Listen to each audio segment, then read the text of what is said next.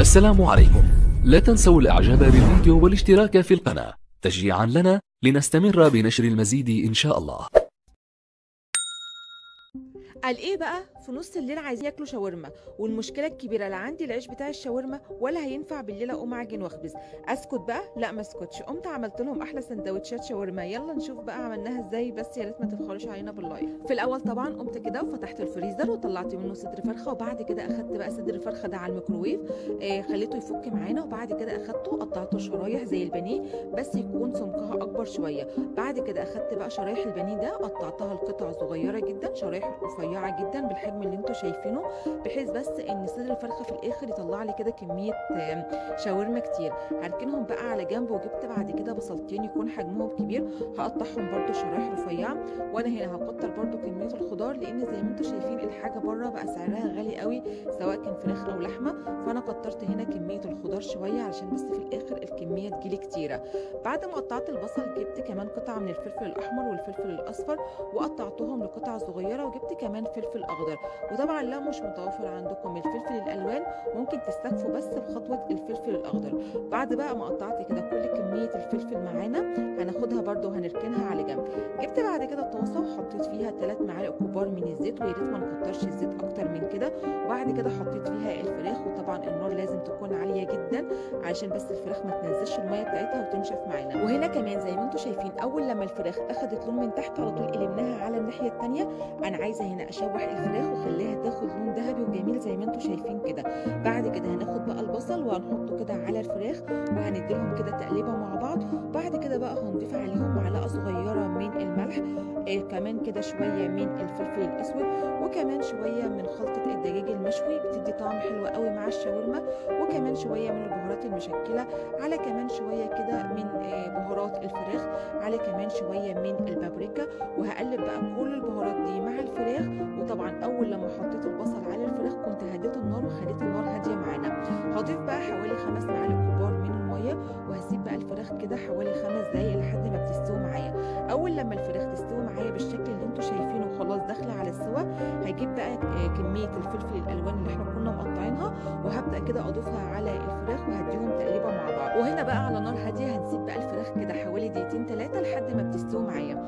طلعت بقى كده برطمان خيار مخلل، وده طبعا احنا عملناه مع بعض قبل كده، طبعا ما شاء الله موجود عندي بقاله اكتر من 3 اسابيع، موجود عندي في الثلاجه نفس القرمشه بتاعته نفس الشكل اللي انا عاملاه بيه. شايفين شكله عامل ازاي؟ فعلا يا جماعه اتمنى ان انتوا تجربوه على الطريقه دي هيعجبكم جدا. جبت بقى الخيار وقطعته شرايح رفيعه بالشكل اللي انتوا شايفينه ده، وهركنها طبعا او هركنهم على جنب. وبعد حوالي 3 دقايق كانت خلاص الفراخ جاهزه معانا. ما شاء الله يا جماعه تشويحه الفراخ دي مديالها طعم مميز وجميل جدا وما اخدتش معايا اي وقت نهائي. وطبعا قبل ما ابدا في خطوه ان انا اشوح الفراخ مع الخضار كنت جهزت كده صوص التوميه علشان بس اقدمه كده مع السندوتشات. تعالوا بقى اقول لكم عملته ازاي. جبت حله حطيت فيها كوبايه ونص من الميه، عليهم معلقه كبيره ونص من النشا، معلقه كبيره مليانه يعني كوبايه ونص ميه عليهم معلقه كبيره ونص من النشا، واخلطهم بقى مع بعض كويس قبل ما ارفع الحله دي على النار. بعد كده هاخد بقى الحله دي وهرفعها على النار اقل من الوسط، وهقلب باستمرار لحد ما الخليط يتقل معايا ويجيلي بالشكل ده. اول لما حسيته كده او نحس ان الخليط بدا يعمل معايا فقاقيع ويبقى لونه شفاف، هو كده خلاص الخليط بقى جاهز معانا. هناخده بقى وهنحطه كده في طبق، وهنحط عليه دلوقتي معلقه صغيره مليانه من الثوم، تمام، وعليهم معلقه كبيره من الخل، عليهم كمان ربع معلقه صغيره من الملح. هقلبهم بقى كويس مع بعض، وهاخد بقى الخليط ده احطه في الخلاط وهضربهم مع بعض كويس. وهنا بقى زي ما انتم شايفين لا ضفنا بيض ولا ضفنا مايونيز ولا اي حاجه من الحاجات دي. واحنا بقى بنضرب المكونات في الخلاط هننزل عليهم بتلت كوبايه من الزيت بس، هننزل عليها بالتدريج لحد ما نحس كده ان خليط التوميه بقى تقيل معايا. تعالوا كده بقى نحطه في كوبايه وهنركنه على جنب، هنحطه بس في التلاجة شويه لحد ما القوام بتاعه يتقل معانا شويه. وجهزت كمان كده شويه من البطاطس المحمره، وكده كل حاجه بقت جاهزه معايا. وتعالوا بس هنا حابه بس اوريكم القوام بتاع التوميه شكله عامل ازاي. ما شاء الله يا جماعه التوميه دي طعمها زي ما نكون شارينها من بره بالظبط، طعمها مميز وجميل جدا، وكفايه ان هي معموله بنظافه البيت. هناخد بقى التوميه وهنركنها على جنب، ويلا بينا بقى نجهز السندوتشات. جبت طبعا لفه جلاش كانت فكت معايا، طلعت طبعا انا هنا هشتغل 3 ورقات ب3 ورقات، يعني جبت 3 ورقات وبين كل ورقه والتانيه لازم ادهن دهنه خفيفه خالص من الزيت. حطيت الطبقه الاولانيه ودهنت زيت، والطبقه الثانيه والورقه الثالثه دهنتها برده بالزيت، بس زي ما انتم شايفين دهنه خفيفه خالص. وبعد كده هحط بقى معلقه كبيره من صوص التوميه، وهبدا كده اوزعه على الجلاش بالشكل اللي انتم شايفينه. وحطيت الحشو بتاع الشاورما بتاعت الفراخ عليهم كمان شويه من البطاطس المحمره، وجبت كمان كده شويه من الخيار المخلل، وبعد كده حطيت كمان معلقه كبيره من صوص التوميه. هناخد بقى الجلاش كده وهنبدا نقفله من على الاطراف زي ما انتم شايفين، وبعد كده لازم ندهنهم برده بدهنه خفيفه خالص من الزيت. وبعد كده هنبدا بقى نلفه على شكل رول بالشكل اللي انتم شايفينه، يعني بقفل كده واحط عليه كده شويه من الزيت، وزي ما انتم شايفين كل شويه زيت بنحطهم بتبقى رشه خفيفه جدا. بدات برضو اقفل الناحيه الثانيه وحطيت برضو دهنه خفيفه من الزيت لحد ما خلصت اخر قطعه خالص وقفلتها بالشكل ده. وطبعا احنا هنا بنعمله زي السندوتش اللي احنا بنشتريه بتاع الشاورما بالظبط. كل سندوتش بخلصه لازم اغطيه برضو بالفوطه علشان ما ينشفش معانا. وزي ما انتم شايفين قررت معاكم الخطوات تاني عشان اوريكم ازاي بنقفله بالشكل اللي انتم شايفينه ده. بس اهم حاجه لازم ندهن بس دهنه خفيفه بالزيت. هنا خلاص بعد ما خلصت الكميه كلها، وطبعا زي ما انتم شايفين مغطيين عليها فوطه علشان بس ما ينشفش معانا، ودهنته كده من فوق بشويه كمان من الزيت.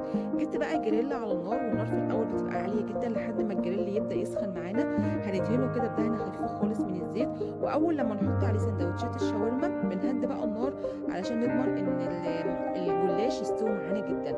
اول لما بياخد لون من تحت على طول بنقلبه على الناحيه الثانيه، ما بياخدش برده معايا اي وقت خالص. واهم حاجه هنا ان احنا عايزين الجلاش ياخد لون جميل على جميع الاتجاهات بتاعته، يعني فوق وتحت وعلى الناحيه اليمين والشمال، يعني عايزينه كده يتحمص معايا بالشكل الجميل اللي انتم شايفينه.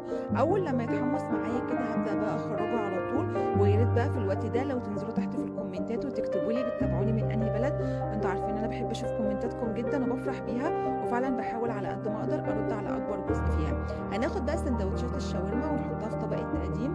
وهنا لو طلعتوها من على الجريل لو حسيتوا ان هي ناشفه معاكم شويه او بتتكسر معاكم، ممكن تغطوها بفوطه حوالي بس 5-10 ثواني كده، بيبقى طري وجميل جدا. شايفين يا جماعه فعلا سندوتشات شاورما شكلها حلو جدا. وطبعا بقى الطعم ده انا سايبه لكم انتوا بعد ما تجربوا، عايزاكم بس تبقوا تحطوا لي في الكومنتات وتقولوا لي رايكم ايه. عايزه اقول لكم ان هي نفس طعم سندوتشات الشاورما اللي احنا بنشتريها من بره، مقرمشه جدا من بره. وعايزه اقول لكم بقى طعمها مميز قوي وحلو جدا، وكفايه كمان ان هي معموله بنظافه البيت. وكمان عايزه اقول لكم ان في ناس كتير مش بيلاقوا العيش بتاع الشاورما متوفر عندهم. وهنا بقى كمان حبيت كده اقدم لهم الاكل يعني كاننا يعني شارينه من بره، وعملت لهم كده نفس الشكل بتاع بره. مش قادره اقول لكم بقى على طعمها عامل ازاي. بجد بقى بعد المنظر ده انا عايزه الكومنتات كلها ما فيش فيها غير تسلم ايدك يا ام ليلي. لايك بقى لو عجبكم الفيديو، ربنا يحسن ما بين ايديكم